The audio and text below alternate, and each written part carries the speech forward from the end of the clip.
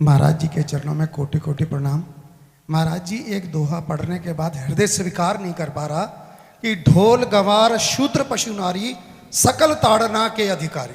जी, इसमें गोस्वामी जी ने बहुत सूक्ष्मता से वर्णन किया। महापुरुषों के वचनों को हम सूक्ष्मता से समझ पाए। प्रायः ऐसा कह करके हम कहीं कहीं माताओं बहनों की अवहेलना करते हैं, कई जगह हम इसका प्रयोग कर देते हैं। अरे वो गोस्वामी जी ने लिखा है ढोल गवार शूद्र पशु नारी सकल ताड़ना के अधिकारी।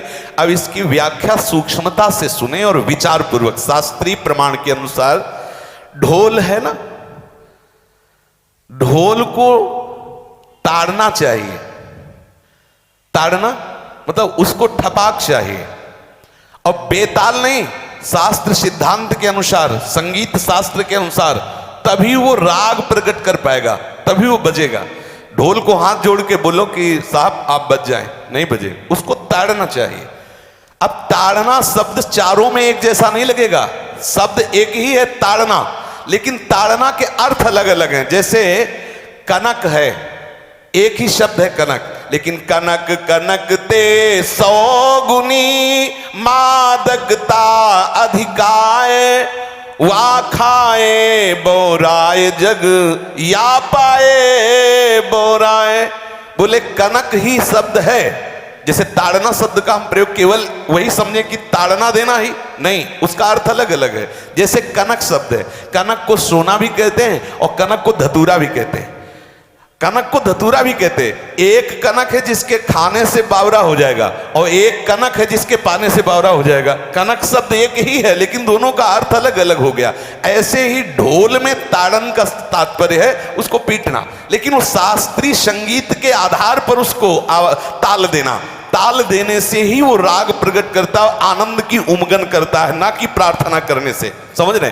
अच्छा, गंवार, गंवार कहते हैं विवेकहीन पुरुष को। विवेकहीन पुरुष को कोई कार्य दे दो और उस पर दृष्टि न रखो तो कार्य नष्ट हो जाएगा। वहां ताड़ने का तात्पर्य उसको पीटना नहीं है। उस अविवेकी गंवार पर दृष्टि रखो। जो आपने कार्य सौंपा है, जो भी कार्य उसका है, उस अविवेकी पर दृष्टि रखना ताड़ना हुआ। उस पर दृष्टि रखो, क्योंकि वो अविवेकी है, गंवार है, वो कार्य प्रणाली ठीक जानता नहीं। आप जहां त्रुटि होता संभाल लेना तो वो संभल जाए, क्योंकि वो गंवार है। और शूद्र, शूद्र का तात्पर्य होता है शूद्र। वैसे जो वर्ण व्यवस्था में शूद्र का प्रादुर्भाव सबसे श्रेष्ठ जगह से प्रादुर्भाव है। वर्णन आता है ब्राह्मणोश मुखमाशी बाहु राजन्य कृतः उरुददस जद वैश्या पदभ्याग्यं शूद्रो जायत। भगवान के श्री चरणों की ही वंदना होती है। प्राय आपने देखा सबके श्री चरणों की, और शूद्रों का प्रादुर्भाव श्री चरणों से हुआ है। कोई ऐसा न समझे कि शूद्र का मतलब निकृष्ट होता है। यहां शूद्र का तात्पर्य जब से किसी से कहते हैं कि शूद्रवत आचरण करता है, मतलब शास्त्र विरुद्ध, सदाचार के विरुद्ध आचरण करना शूद्रवत आचरण की तरफ संबोधन किया जाता है। यहां कहा गया कि शास्त्र की सम्मति, शास्त्र के शासन के अनुसार आचरण हो, सदाचार परायण हो। शास्त्र जिसके लिए जो विधान करता है, शास्त्र शासन स्वीकार करना, यहां शूद्र के ताड़न की बात कही गई। यहां शूद्र ताड़न का तात्पर्य डंडे से प्रहार करना नहीं, समझना। और जो चौथा कहा गया नारी, अगर स्त्री को हम ये कहें कि ताड़न से ही वो केवल काबू में रहती है, तो राष्ट्र में अपने प्रसिद्ध लक्ष्मीबाई जैसी कोई सामर्थ्यशाली वीरांगना, कोई वीरों सामने बड़े बड़े वीरों के दांत खट्टे कर दे, ऐसी बहादुर सिंघनी हुई, अंग्रेजों के दांत खट्टे कर दिए। अगर कोई समझे कि नारी केवल ताड़ने के लिए है तो उसकी मूर्खता है। पुरुष और नारी का समान प्रादुर्भाव हुआ है। भगवान ब्रह्मा के श्री अंग से दाहिनी तरफ से महाराज मनु और बाईं तरफ से उनकी पत्नी उनका प्रादुर्भाव हुआ शतरूपा। शतरूपा, अब आप बोलो एक ही शक्ति के दो भाग हो गए, एक पुरुष रूप धारण कर लिया, एक नारी रूप धारण कर लिया।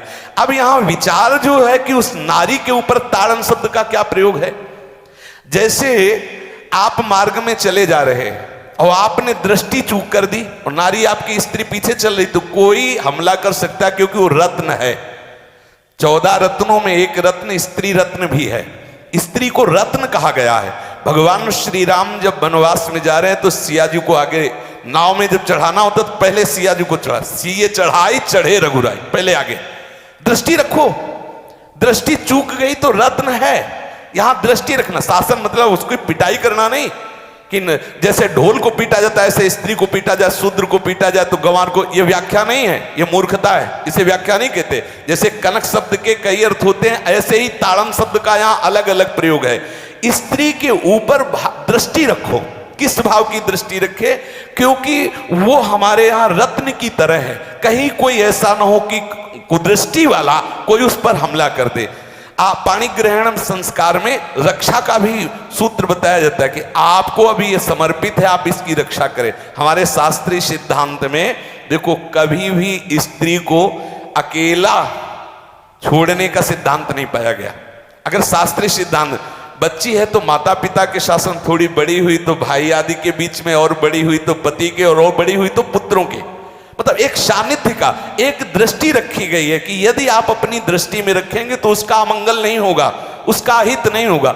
ये जो जैसे मानो कोई सी स्त्री को अकेला कोई पा गया और कुमार्गगामी वृत्ति वाला हुआ, तो आज जो घटनाएं सुनने को मिलती हैं, अगर हमारी दृष्टि हो उस पर तो ऐसा नहीं हो सकता। और दूसरी बात यह है कि स्त्री को बुद्धि स्वरूपा भी माना गया। भगवान से भीष्म जी कहते हैं, मैंने अपनी कुंवारी कन्या बुद्धि को, हमारी कुंवारी कन्या है बुद्धि, सदैव सुरक्षित रखा है, आज आपके चरणों में समर्पित करते हैं। तो शास्त्र शासन के द्वारा बुद्धि को सदैव अपने अधीन रखो, कहीं बुद्धि कुमार्गगामी ना हो जाए। यहां स्त्री के ताड़न का केवल एक सूत्र है कि आप उस पर दृष्टि बनाए रखें, कहीं स्त्री रत्न कहीं अपवित्र ना हो जाए, कहीं दूसरे का किसी तरह से कुमार्गगामी लोगों का ऐसा कोई बर्ताव ना हो जाए, इसलिए सावधान। वहां उसको पीटने का शब्द नहीं है कि ढोल गवार शूद्र पशु नारी सकल ताड़ना के अधिकारी। ताड़ना का तात्पर्य वहां पीटना नहीं तो विद्वता में देखो तो एक से एक, साधुता में देखो तो एक से एक, वीरांगना देखो एक से एक, ऐसा नहीं कह सकते, क्योंकि जो सामर्थ्य पुरुष में वही सामर्थ्य भगवान ने स्त्री में भी दी, क्योंकि भगवान के ही दो रूप हैं, एक स्त्री और एक पुरुष, समझ रहे ना। तो इसमें एक ताड़न शब्द का कई अर्थ होता है। भगवान की साक्षात शक्ति स्त्री है। अगर कोई इस भाव से देखे कि स्त्री तो केवल ताड़ना मतलब केवल गाली दे के बात करना, ऐसा नहीं। जिस घर में स्त्री का अपमान होता है उस घर का नाश हो जाता है, निश्चित हो जाता है। आप देखिए, रावण का सत्यानाश हो गया जगदम्बा सीता के प्रति, दुर्योधन का सत्यानाश हो गया द्रौपदी के प्रति। जहां स्त्री का अपमान हो जाए, अगर कोई ये समझे कि स्त्री केवल मतलब जैसा हम चाहे वैसा व्यवहार करे, तो अगर नाश ना हो जाए तो हमें बता देना, क्योंकि भगवान की वो शक्ति है। अगर उसे तुम सोचो कि हम ताड़न करें, जैसे ढोल को ताड़न करें ऐसे ताड़न करें, तो तुम्हारा नाश हो जाएगा। बिल्कुल सच्ची बात समझ लीजिए। केवल वहां दृष्टि रखने की बात कही गई है, आपका अधिकार है, आप उसकी सुरक्षा व्यवस्था में रहें। और एक वृत्ति होती है, अगर शासन ना हो तो हमारी बुद्धि भ्रष्ट हो जाए, हमारी बुद्धि भ्रष्ट हो जाए, आपकी बुद्धि भ्रष्ट हो जाए। भगवान का भय, शास्त्र का भय, लोक मर्यादा का भय, ये हमको सुरक्षित रखता है। इसलिए दृष्टि रखने की आवश्यकता है कि वो पवित्र रहे, वो सुरक्षित रहे, ना कि उसको पीटने के लिए यहां संबोधन किया गया गोस्वामी तुलसीदास जी ने। इसलिए सावधानी पूर्वक अपनी वृत्ति को पावन रखते हुए महापुरुषों के वचनों को समझने की चेष्टा की जाए। गोस्वामी जी ने जो यहाँ कहा, ढोल गवार शूद्र पशु नारी सकल ताड़ना के अधिकारी, तो ताड़ना का अलग अर्थ है, अलग अलग। जैसे ढोल में ताड़ना, तो वैसे ही सब जगह नहीं ताड़ना लगेगी। आप देखो, पशु जो है, चालक जो घुड़सवार होता है उसको ताड़ना एड़ी से देता है। अपने चालक जो होता है घुड़सवार एड़ी से। किसान जो होता है वो बैल को बोलता है दाहिने, जैसे हल जोतने होता है बाएं, वो भाषा समझता है, बाएं मुड़ जाए, और नहीं मुड़ता तो पीछे अरई है एक छड़ी, उससे वो इशारा देता है, वो समझ जाता है। पशु को अपने इशारे से चला लेते। अब उससे कहे, खड़ा होकर हाथ जोड़ के कहे कि भैया बैल देवता अब थोड़ा दाहिने मुड़ जाओ, तो नहीं मुड़ेगा। जब लगाम पकड़ी और थोड़ा ताड़न किया और बोले दाएं, तो फौरन दाहिने मुड़ गया। आप देखो, जो बैलगाड़ी चलाते हैं, घोड़ा गाड़ी चलाते हैं, ऊंट चलाते हैं, तो पशु शासन के द्वारा उसको इशारे से किधर चलना है उसको इशारा बता दो। अलग अलग जगह इस ताड़न शब्द का अर्थ प्रयोग किया गया है।